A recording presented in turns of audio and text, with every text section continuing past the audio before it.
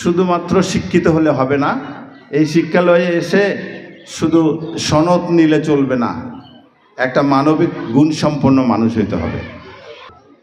কিভাবে নিজেকে আলোকিত করা যায়, নিজের জায়গাটাকে আলোকিত করা যায় এবং দেশটাকে আলোকিত করা যায়। আমি অত বড় বক্তব্য দেব না, শুধু বলি যে তোমাদের মাঝে প্রতিভা লুকায়িত আছে, তোমাদেরকে কিন্তু স্বপ্ন দেখতে হবে।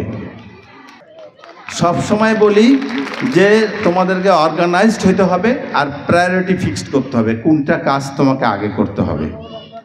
সেটা যারা নির্ধারণ করতে পারবা সঠিকভাবে, ইনশাল্লাহ জীবনে তোমরা অনেক অনেক দূর এগিয়ে যাবা।